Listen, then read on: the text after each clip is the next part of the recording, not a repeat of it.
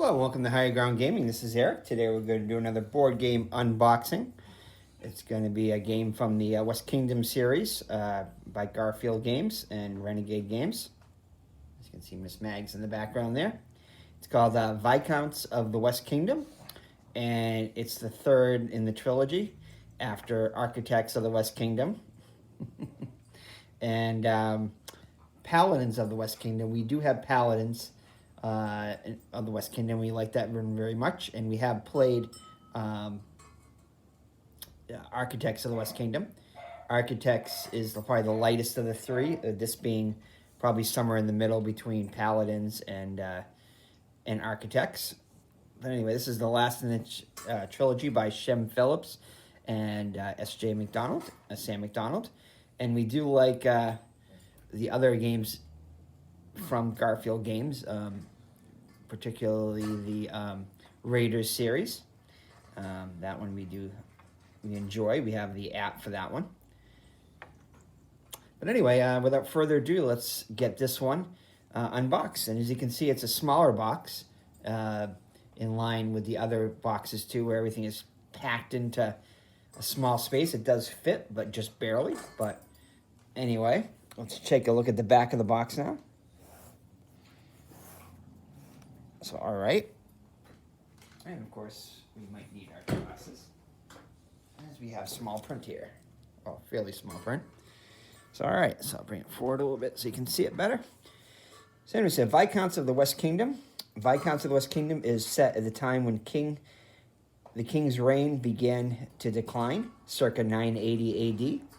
Choosing peace over prosperity, our once strong king began offering our enemies gold and land to lay down their axes. But peace is a tenuous affair. As poverty spread, many people lost faith in his ability to lead and sought independence from the crown. Since finding favor in his courts, our future has also become uncertain. As Viscounts, we must be wise and decisive. Loyalty is to be upheld, but gaining favor among the people must be our priority should there be a sudden shift in power. So, all right. So at first we looked at this and didn't really like the board and the way everything was set up, but as we watched playthroughs on it and saw that there was a solo mode, we began to get a little bit more interested, to the point, of course, where we purchased it here. But yeah, definitely is a game that we weren't at first attracted to, but then as we saw more and more about it, it was in, I think, Game Trader magazine. They had an article about it there. But yeah, we saw that the mechanics were very similar, and the cards were very similar to some other games, the iconography, so you didn't have to learn a whole new system there. There are some new mechanics in this one, which we'll briefly show you a little bit as we do the unboxing. But I think what helped us with this one is our Crown of Amara game that we purchased, which had a similar modular type board. Gameplay is a lot different, that game being a much lighter game, but this is a game that we were definitely grew on us as we saw more and more playthroughs and different other things about it. But anyway, it's a game from 1 to 6 players, ages 12 and above, and about 60 to 90 minutes. So the gameplay is pretty fast. Of course, if you have players with AP, it's probably going to last a little bit longer. But for the most part, it flows fairly well, and there's a nice automa system in this too to play solo. So you can also scan here with your transparency app here to get more information about its authenticity, its origins, production date, and more. So all right, so without further ado, let's open it up and see what's inside. As Miss Mags and Mr. Brody are anxious to see what's going on, especially Miss Mags, sitting on the table next to us, looking at the box. Let's see if we can get this open here, yeah. There we go.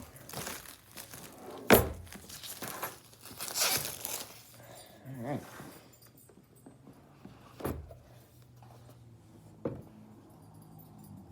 All right, so we'll put the box back there in the background, and we'll take a look and see what's inside the box. So first of all, we have a little ad here for architects. And the back, I'm sure it's Paladins. No, it's not. Actually, it's Bargain Quest, ironically. I would have thought it would be Paladins. Oh, it's probably inside. There you go. No. Still other games. Succulent and Clank. Not really big into Clank. I know a lot of people are, but we're not really into it that much. Probably because it's a deck builder. Bargain Quest is a game that we looked at, definitely. So we had some interest in that. So there you go. So Garfield games and Renegade games. I think most of them are all Renegade, with only this one, Architects, being in the Garfield games. All right, so let's see what we got here. So we get our rule book, which is basically the same as the cover, with a little bit more information. Came out last year in 2020. So on the back, nice quick reference. So basically goes over most of the iconography, if not all, that you need to know. So not too bad there. So definitely a thick one, now thicker than I thought it would be. It's 32 pages, including the back cover. So definitely some, but nice and colorful. So components there. So not a lot of components, enough, but not a ton. Continued here on this page here. So this is kind of like the gimmick, or I guess you could say the thing that's kind of the unique mechanism in this game, which is going to be where you're going to be putting, I think, nobles in here to get to the center here, and as you go in, you can get extra points and benefits by doing that. So there you go. Sorry for the glare. And here are your player boards here, and then your more components there. Starting player marker, and then these right here, the modular boards, which we'll show you when we get into it. Okay, and here's the heart of it, the cards with the different iconography on them. The multi-use cards, which we really, really like. We tend to like games. We're playing Maracaibo, which has multi-use cards, and really enjoying that. But this has got a lot of good multi-use cards in here. And I think this is for the Automa here. This is for the scheme cards for the Automa, the solo player one. And of course, if you've played Paladins, and I believe Architects also, you have your debts and your deeds. Debts and deeds play a central part in this game, as they do in the other games. But I think this made the game a little bit more, as those are two of the end game conditions. So you get your cards here set up. So how to set things up. Your workers, and then so you do have the 20 workers, but you don't get the 20 like you do in the Architects. You don't get all 20 to start with. So you get your trading posts, your guild halls, your workshops, the different buildings you can build. Setup, more setups, a lot of setup stuff in here. Debts and deeds. Virtue, corruption, and criminals. So you got to have tracks there, and it's going to start virtue on one side and corruption on the other side, and when they meet, it's going to trigger different things are going to happen to all the players. And townfolk card layout, so basically the anatomy of a card. And the gameplay overview, so what all the iconography means on your board. Player turns, right here. Player turns, more player turn stuff. So a lot of descriptions and everything, and describing all the iconography and what it means. More player turn stuff. This is more on the player board, where you can unlock different things on your player board. And here's your placing workers in the castle here. You have like first, second, and third tier. And further on you go, the more benefits you go, and then when you finally get to that third tier, you get the most victory points in the end of the game. So castle leader cards. So if you're the leader in the castle, if you have the most in the inner tier there, you get a castle leader card, which is worth 5 points at the end if you hold on to it. But if somebody goes ahead and gets ahead of you there, then you have to give it to them, so they get the 5 points. So it could be changing hands. So it's kind of like what the player board looks like, and inner part of the castle there, what it could look like, some different examples of that. How that works. Transcribing manuscripts is another action you can take, which unlocks benefits and everything, and you're going to be building decks and everything. So different phases, which include, let's see here, let's start with the phases here.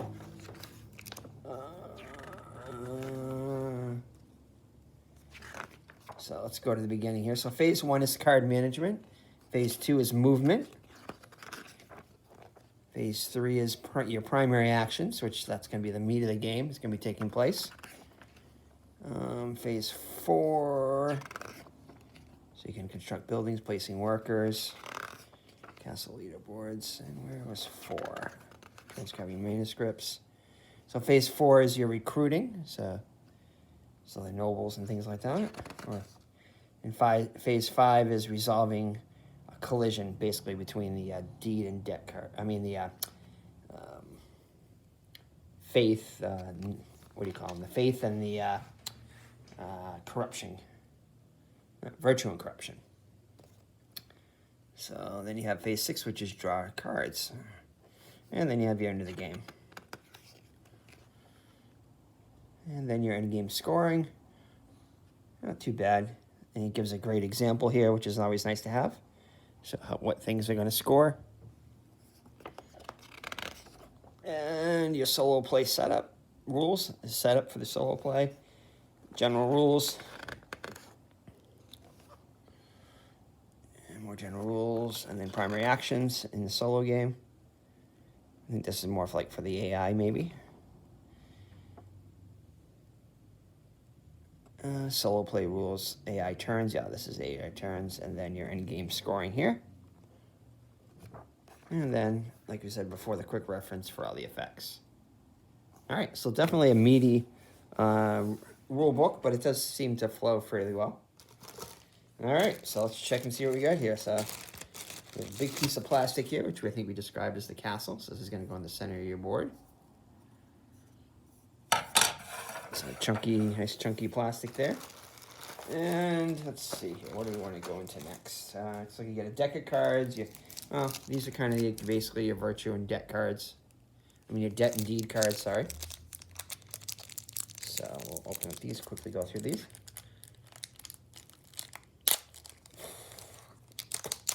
But if you're familiar with the West Kingdom series, you'll know what these are already. I can get them off here.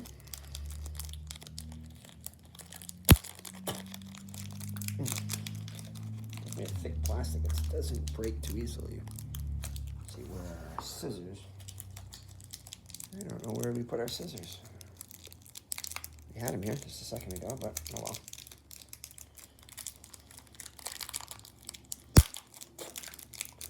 All right, so all right, so here are your, looks like your deed cards, I think, right here. There you go. And then these are the back sides of them, so they'll flip and stuff. So you get a bunch of these. And then here are your debt and debt cards here, which they'll start with the debt, which is negative victory points by the brokenness here, so -2 victory points. And if you complete your debts, you'll get a victory point for it. So there you go. And then these right here, I'm not sure exactly what these are. I think these are multipliers, yeah. So these are, for your resources, your multipliers, you just put a resource on here, and if you do, it's got 10 of that item.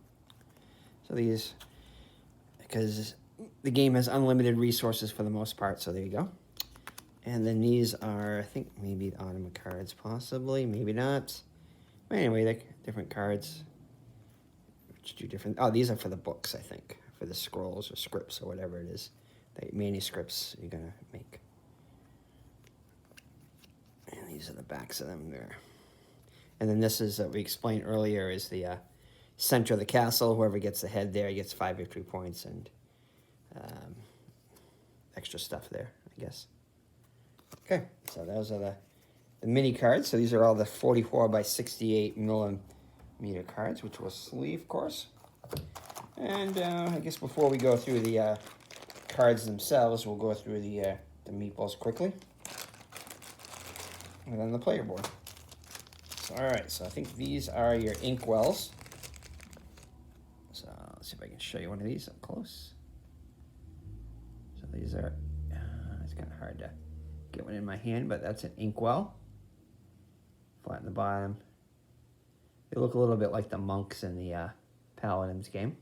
A little bit. A little like cross up to the top of it. Inkwells. And then you got some markers here, your white. I think these are the virtue and the corruption markers, the white and the black in here. So I'll show you these. There you go. And I think this is gold coming up next. Yep, I think so. So this is your gold cubes here. Kind of orangey gold cubes in this one. Usually they're more yellow, but these are orangey. I get a bunch of these. And let's see what we got here. So I think this is the iron or stone, possibly. Might be stone, yeah. I think it's probably stone. There you go. So this stone. So a few of these. And again, for a 4-player game, you'll probably need the multipliers and stuff for them. And let's see what else we got here. So these are some of your buildings. So these buildings are very similar to a little bit bigger in size, but similar to the ones in Paladins. Looks like a little bit bigger. So these are one of the types of buildings you have. And then you have your, looks like your red player meeples. I think there's like 20 of these. And then here's these might be all the red player start stuff. Yeah, I think so. And then very cool, the Viscounts there on his horse with the flag, it looks like. Nice wooden chunky piece here. Yeah, so these must be all the different types of buildings, because there's another type in here. These are kind of similar to that garrison barn looking things for the in Paladins. So yeah, it looks like there's 3 different, and then here's another one. 3 different types of buildings. But these are all the red player stuff. So they're already bagged for the individual player colors, which is nice.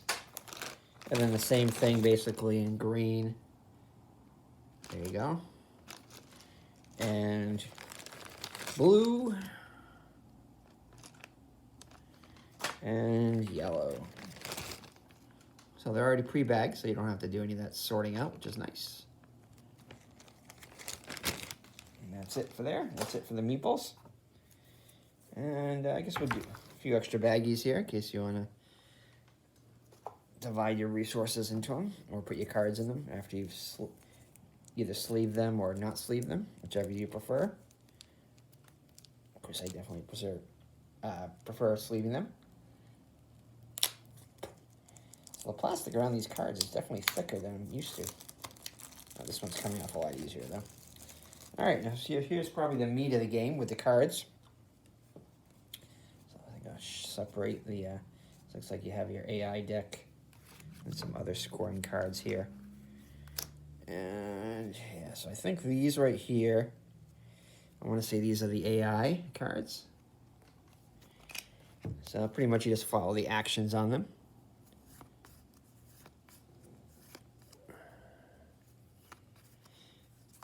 Again, this playthroughs that go through all the iconography and everything and explain everything. So I'm just going to kind of showing you everything because it is just an unboxing. And then the backs of those. And I think there's more. Yeah, there's more of them, actually. Those are looks like a light brown ones. And then here are some more. These are, well, so one of them is probably tougher, higher level than the others, maybe. Or there might be some you start with and then you shuffle in cards as the rounds go through. So just more of these. Looks like these have a similar, they have a similar backing, I think, to the first ones we saw. So I'm sure you start with one or a combination of the 2 decks, and then you add some to it as the game goes on. So So very nice there. And here are your big, huge deck of cards. So we'll just show you a few of them. We won't go through every one of them.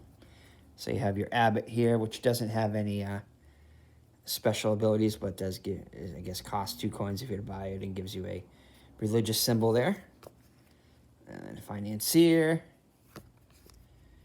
Journeyman, Laborer. So these are basic cards, it looks like. Some of these, I think, because they're all the same color, I think those might be the ones you start with in your hand. Yeah, probably. So I know you start with a deck. Yeah, so let me see if I can get through these. Yeah, so it looks like you have ones you start with. And let's try to get to the more advanced cards. Let's see here. So Thief, Trader. Again, I think these are still part of the base cards here, yeah. So let's see if I can get through these. Financier, yeah, I think these are still basic. Alright, I think I'm just about done with these. Yeah, here we go. So I think these start with the cards. So these are obviously a lot more involved. So you have your Ada, yeah, Bertha, Clovis. So these are just character cards that do different things. Basically rule breakers is what they are. But definitely nice artwork in these.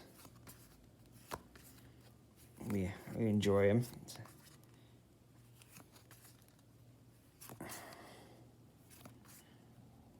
Yeah, so like I said, special abilities, and I think some of them, if you take them right away, you get them, and some of them are an ongoing ability when you put them on your board. Or some of them you can discard and you get certain things from them, like similar to Paladins. Few differences though, but definitely cool stuff. Some of them give you corruption. I think that's corruption they give you because they're evil. And some give you virtue and stuff, and some give you building points and manuscript points, I think. Some of them are. Oops, sorry. It's hard to hold it and show it at the same time.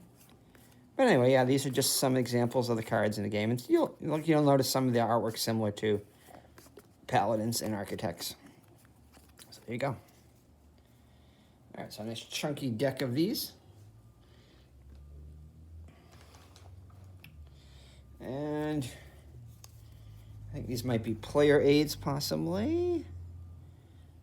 Maybe, maybe not. They look like they're similar. Yeah, I think these are all the... There's quite a few of them, so they might not be all player aids, but they could be.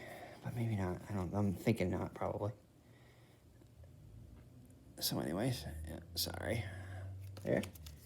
And then you have your punch-outs, which includes the main board.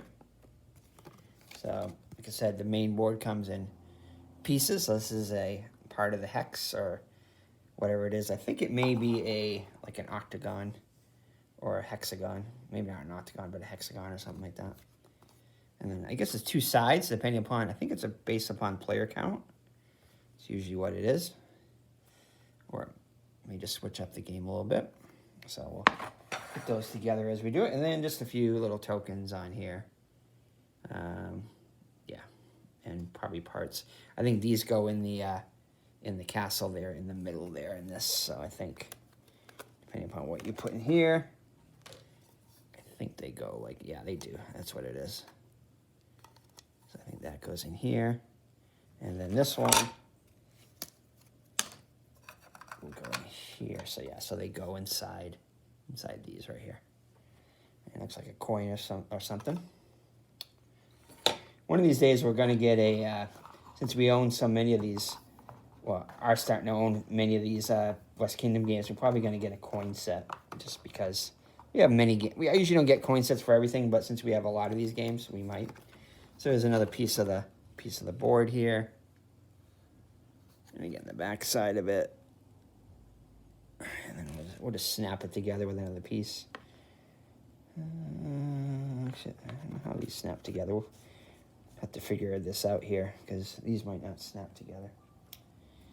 And then here's some manuscripts. A manuscript. And let's see, another piece of the board here. So far they're all like the female versions snap in. So I'm not sure if there's a male one or they just kind of go together. Oh, I think I know what. So they're not really male and female. They just the middle there is so the that castle piece that plastic piece can go in the middle, and just more parts of the castle.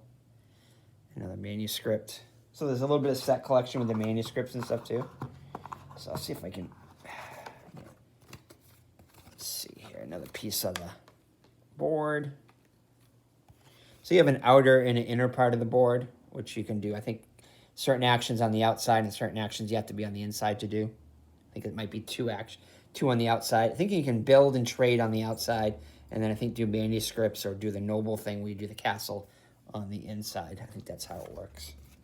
So I'm just kind of arbitrarily setting up the a board here. And I'll show it to you. I think there's one more piece to this board. If I can get it out. Yeah. So then you have one more last piece here. So there you go. Okay. And yep, so what is this shape?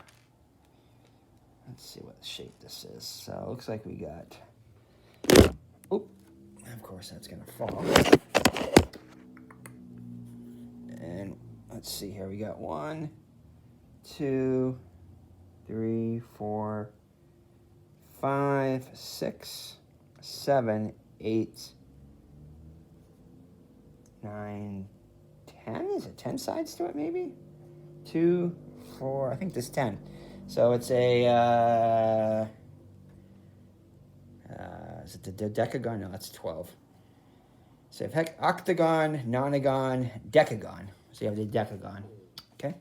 So let me show you what this looks like. I gotta take the camera off anyway, so. So there you go, that's the setup of the board there. And then this right here will fit right in the middle here. So it'll kind of snap in to hold it. So there you go. But a very nice looking board. Again, it took us a little bit to get used to it, but that's the board there. Sorry for the glare. But yeah, it's modular, so in 5 different pieces. So you can set it up however you want to. So it adds to the replayability a bit. There you go.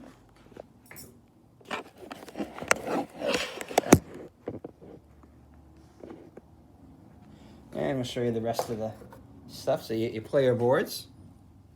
These are pretty thin. I kind of wish they would make these thicker, but I guess it maybe saves on production costs or something. But I guess you could always laminate these if you wanted to. So I think some of them, I think the one side is for all of the, the regular game. And then I think there's 1, 2, 3, 4. I think there's 4 different, if I'm not mistaken, 4 different AIs you can compete against, which have different strategies. So I'm not sure exactly what they are, but looks like these are a little different. So these might be the ones for the AI thing. I'm not sure. One's on one and one's on the other. These kind of look like they're the same. So I think these are for the regular game. So you have 4 of these, and then you have 4 of the odd ones. So I'll show you the 8 different AI ones. So that's 1 there. And then, yeah, it looks like they have different starting resources for each AI too. That one there. And then a 3rd one here. And finally a 4th one here. Yeah, so depending upon which AI, they do different things. So kind of add some replayability even within the solo game, which is nice. Okay, and just a couple more punch boards. So you have your coins here with your first player marker. And your, I'm not sure exactly what that is. Oh, I think that goes on the inner part of the castle. That's what it does, yep. And more coins. And then here are all your manuscripts. So you can see this different set collection. Some of them have, well, they all have the crosses, but then they have different things on them. And they have blue, yellow, looks like silver, and black. So you have your different set collections You're going to want to try to do to get extra victory points, of course, since it is a Euro. And these are decent sizes, a decent chunkiness, not the thickest, but definitely not the thinnest I've seen. But I'll show you one of these close up. So there you go. I think that's the number of victory points, and actually that might be the victory point. And then, I think this one's worth, you get, for every 2 of this building material thing, you get a victory point maybe at the end of the game. That might be something like that. And then you might get like 5 to start with or something like that. Something like that. Again, not sure exactly how it works since we haven't played it yet, but very cool. So that is pretty much it. That is going to be everything. And it doesn't look like it's going to fit too badly in the box. Doesn't look as tight as Paladins. Paladins look like it was definitely I think there's more to Paladins a little bit, so that was a little tighter fit, but I think this will fit nicely into the box. So there you have it. So that's the unboxing of Viscounts of the West Kingdom. Again, the 3rd game in the West Kingdom series after Architects and Paladins. So definitely looking forward to trying this one out. And we'll see you in the next unboxing video. So take care and God bless. And we'll see you soon. Bye-bye now.